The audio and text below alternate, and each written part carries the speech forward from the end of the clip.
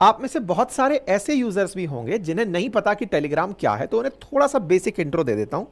दुनिया में वर्ष 2013 के अंदर एक मैसेजिंग ऐप आया जस्ट लाइक व्हाट्सएप।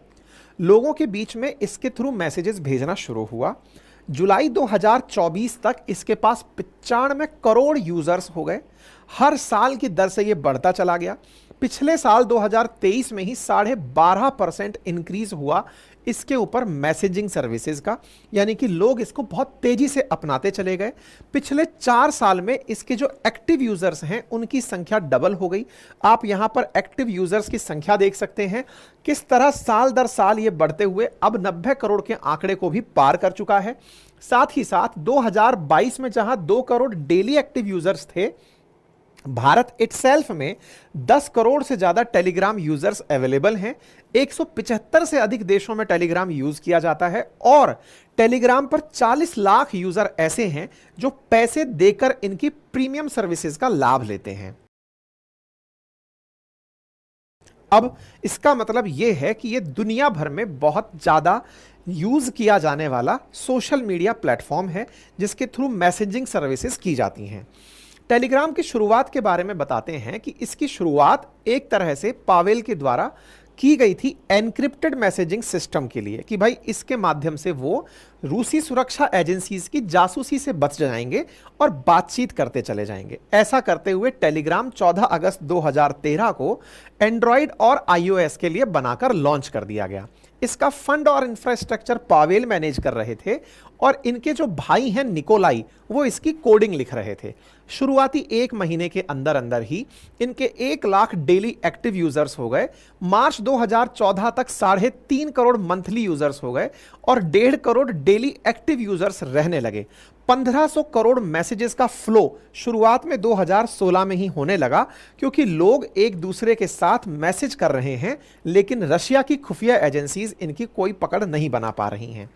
ऐसे में रूस से ये निकल गए, और निकले क्यों? क्योंकि खुफिया एजेंसीज इनके ऊपर दबाव बना रही थी कि हमें जानकारी दो। इन्होंने रूस को छोड़ दिया कि नहीं, मुझे अब ग्लोबल होना है। इस पूरे काम के लिए इन्होंने शुरुआत में मात्र 15 ही कर्मचारियों को अपने साथ रखा। 2017 में दुबई में इन्होंने अपना हेडक्वार्टर बनाया। अभी वर्तमान की स्थिति अगर देखी जाए तो इनके पास केवल 50 एम्प्लॉइज ही काम करते हैं। असल मायने में इनके ये जो 50 एम्प्लॉई हैं, इसी कारण इनके ऊपर सबसे ज्यादा आरोप लगते हैं कि आपके पास में कोई एचआर का नहीं है, कोई काम नहीं है। खुद ये पावर दुरोव ही लोगों को अपने यहां पर हायर करते हैं। इतने सारे लोगों के मैसेजेस को इतनी सी कंपनी से मेंटेन करना, इसका मतलब ये है कि ये खुद ही पूरी संस्था पर नियंत्रण रखते हैं।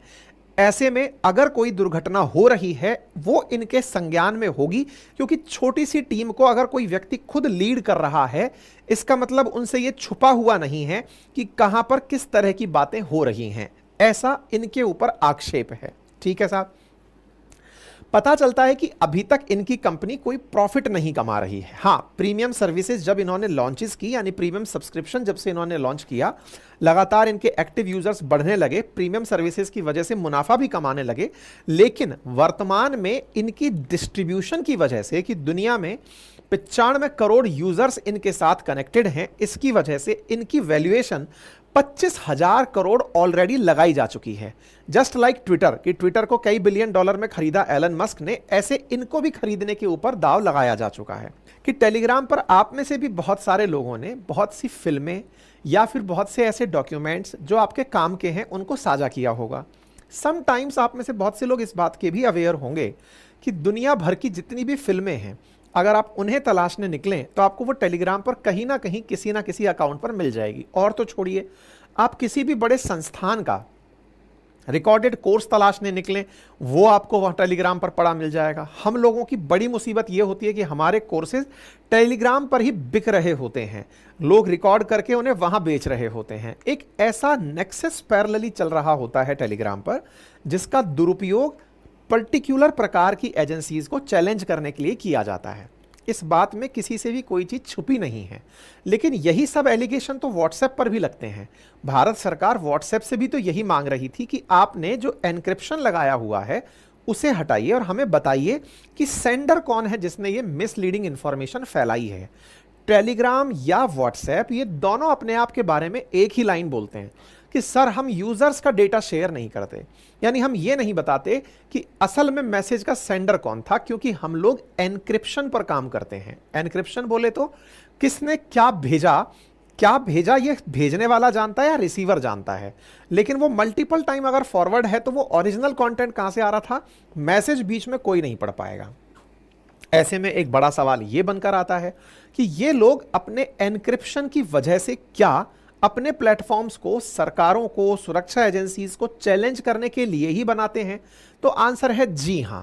इनिशियली इसका निर्माण यानी टेलीग्राम का निर्माण रशियन खुफिया एजेंसीज को ही चैलेंज करने के लिए बनाया गया था। इनिशियली जब ये लोग ये खुद पढ़ते थे, पावेल दुरोव, उस समय की बात है। लेकिन धीरे धीरे लोगों को, और विशेष रूप से उन लोगों को जिन्हें अपने मैसेजेस शेयर करने होते हैं, आज भी बहुत सारे ऐसे मैसेजिंग ऐप चल रहे हैं जिनका उपयोग लोग अपने प्राइवेट मैसेजेस शेयर करने में करते हैं। कोई बात करनी है तो मैसेजेस का उपयोग करते हैं, व्हाट्सएप कॉल्स हो या सिग्नल के थ्रू कॉल करना हो, फेस टाइम के थ्रू कॉल करना हो, ताकि जांच एजेंसीज आप लोग क्या बातचीत कर रहे हैं, क्या जानकारी आप साझा कर रहे हैं, वो ना पकड़ पाएं। इसका मतलब तो देश के या दुनिया के अंदर जितनी भी चीजें ऐसी चल रही हैं उनका सदुपयोग के साथ साथ दुरुपयोग भी हो रहा है। लेकिन इस प्राइवेसी का लाभ देश को तोड़ने के लिए हो रहा है या निजता के लिए, असली लड़ाई यहीं लटकी हुई है। ऐसे में इनके बारे में पता चलता है कि ये अरबपति जो व्यवसायी हैं, ये काफी समय से यूरोप की यात्रा पर नहीं आ रहे थे, क्योंकि इनके खिलाफ आरोप लग रहे थे कि इनका ऐप आतंकवादियों द्वारा ड्रग तस्करी के लिए, धोखाधड़ी के लिए, मनी लॉन्ड्रिंग के लिए उपयोग में लिया जाता है। दोनों ही बातें हैं, लॉन्ड्रिंग के लिए भी उपयोग में हो रहा है, तो हम जैसे लोग जो अपने आरएनए की पीडीएफ डालते हैं उसके लिए भी टेलीग्राम का उपयोग कर रहे हैं। तो सकारात्मक उपयोग भी हो रहा है और नकारात्मक उपयोग भी हो रहा है। फिलहाल के लिए freedom of speech and expression के लिए बनी हुई जगह, जहां पर आप किसी भी प्रकार का कंटेंट, चाहे पायरेटेड मूवी हो या किसी का रिकॉर्डेड कोर्स हो, जिसे खरीद बेच सकते हैं, और तो और खुद फ्रांस के ऊपर, या फिर ये कहिए कि once upon a time Paris की जो इनका जो सिटी है, वहां पर आईसिस ने जब हमला किया था तो हमले के लिए भी टेलीग्राम का ही यूज किया गया था। आप में से कुछ लोग कह सकते हैं कि टेलीग्राम का यूज हुआ था, बट वो तो एक बीच के मध्यम मार्ग थे, यानी कि वो तो सर्विस प्रोवाइडर थे। उसको यूज कौन कर रहा है, इसके बारे में जिम्मेदार मालिक को कैसे ठहराया जा सकता है? बिल्कुल सही कह रहे हैं आप। बिल्कुल वैसे ही जैसे भारत में व्हाट्सएप को लेकर सवाल उठते हैं। क्यों? क्योंकि व्हाट्सएप से भी रिलेटेड यही तो सवाल है कि अगर आप नहीं बताओगे कि किसने ये कंटेंट शेयर किया, कहां से इसका ओरिजिन हुआ, तो ऑटोमेटिकली जो इसका मालिक है उसको ही जिम्मेदार ठहराया जाएगा। टेलीग्राम के बारे में भी यही कहा जा रहा है कि इतने तरीके के अनैतिक कार्य टेलीग्राम के थ्रू हो रहे हैं, तो भी पूछने के लिए कोई जगह ही उपलब्ध नहीं है। जवाब किससे मांगे? मात्र 50 कर्मचारी पूरी दुनिया के 175 देशों में 95 करोड़ लोगों का डेटा मैनेज कर रहे हैं। पेरिस में जब बम धमाके हुए थे 13 नवंबर 2015 को, तो इनके एप्लीकेशन का उपयोग किया गया था, जिस पर प्रॉपर एक डॉक्यूमेंट्री भी बन चुकी है, एक फिल्म नेटफ्लिक्स पर एक वेब सीरीज इसके ऊपर डली हुई है। ऐसे में बड़ा सवाल यह है कि दुनिया वाले इनके लिए किस तरह का विचार रखते हैं। क्या टेलीग्राम के मालिक को इसलिए कि इस टेलीग्राम का उपयोग बहुत से कामों में ऐसे हो रहा था जो कि गलत थे, और गलत कामों में उपयोग के लिए इनकी गिरफ्तारी सही है? और अगर ऐसा है तो ये तो लंबे समय से इस एप्लीकेशन का उपयोग हो रहा है। और अगर ध्यान से देखें तो बहुत से व्हाट्सएप पर भी ऐसे चैनल्स बने हुए हैं, व्हाट्सएप पर भी बहुत सी जानकारियां ऐसी साझा हो रही हैं कि कोई भी सरकारें अगर चाहें तो जकरबर्ग को ही गिरफ्तार कर लें, ये कहते हुए कि व्हाट्सएप पर कितनी सारी तस्वीरें साझा हो रही हैं, कितने सारे बच्चों की तस्वीरें साझा हो रही हैं, कितना ऑफेंसिव मटेरियल साझा हो रहा है। तो ये देखने वाली बात है कि किस तरह से नैरेटिव को कंट्रोल करने की लड़ाई दुनिया में चल रही है। Telegram founder revealed he has over 100 children before arrest. मतलब आप सोचकर देखें कि ये महाराज काफी ज्यादा अपने लिए विख्यात हैं, खुद से सेल्फ लव वाले व्यक्ति हैं।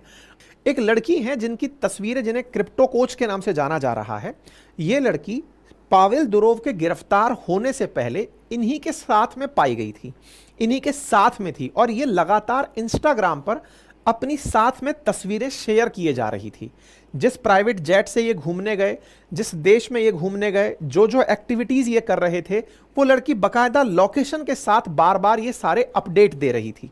कुछ लोगों का तो ये तक कहना है कि क्रिप्टो कोच नाम से ये लड़की, जो कि गर्लफ्रेंड बताई गई पावेल दुरोव की, ये एक एजेंट थी जो इनको फंसाने के लिए ही उनके साथ थी और एजेंसीज को इस माध्यम से अपडेट दे रही थी कि पावेल दुरोव कहां हैं ताकि उन्हें गिरफ्तार किया जा सके।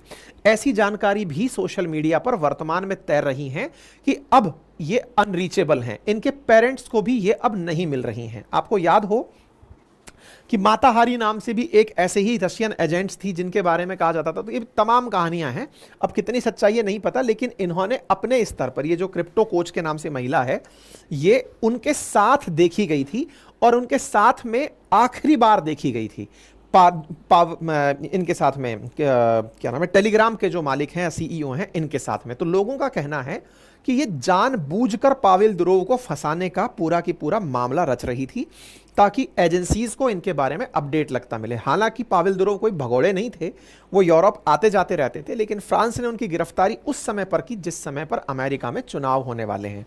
इस वजह से एक बड़ा प्रश्न ये बनता है कि ये इनकी गिरफ्तारी के पीछे का बड़ा कारण क्रिप्टो को बनाने वाले हैं, फ्रीडम ऑफ स्पीच को बनाने वाले हैं, या फिर 2015 में हुए आतंकी हमले को बनाने वाले, किन कारणों को पावेल दुरोव को रोकने के लिए बना सकते हैं, ये बड़ा सवाल है। लेकिन इसके साथ साथ हमें भी समझना होगा कि हमें क्या ज़्यादा अच्छा है। सरकार हम पर देख करके ध्यान रखे कि हाँ भाई, तुम्हारी प्राइवेसी में तुम क्या कर रहे हो मुझे बताओ, हमारी प्राइवेसी का उल्लंघन अच्छा है या फिर हमारी सिक्योरिटी। ये आपका अपना मत है, अपना विचार है, क्योंकि जब जब सिक्योरिटी सर्विसेज के द्वारा हमारे मैसेजिंग ऐप्स को देखने की बात की जाती है तो लोग प्राइवेसी का हवाला देकर के उसके प्रोटेस्ट में खड़े हो जाते हैं और इसी प्रोटेस्ट की आड़ में इस तरह के अनैतिक कार्य लगातार चलते रहते हैं। तो ये चेक एंड बैलेंस कहाँ स्थापित होगा, ये आप पर और हम पर निर्भर करता है कि हम किस तरह से देश को चलाने में देश का समर्थन करते हैं। ठीक है, बाकी अपनी राय जरूर रखें। हमने इस बारे में आपको अपडेट दिया है। हमारे चैनल पर आप लोग बहुत दिनों से हमारी खबरें सुन रहे हैं, उसके बावजूद भी आधे से ज़्यादा लोग ऐसे हैं जिन्होंने चैनल सब्सक्राइब नहीं किया हुआ है। सब्सक्राइब कर लीजिए।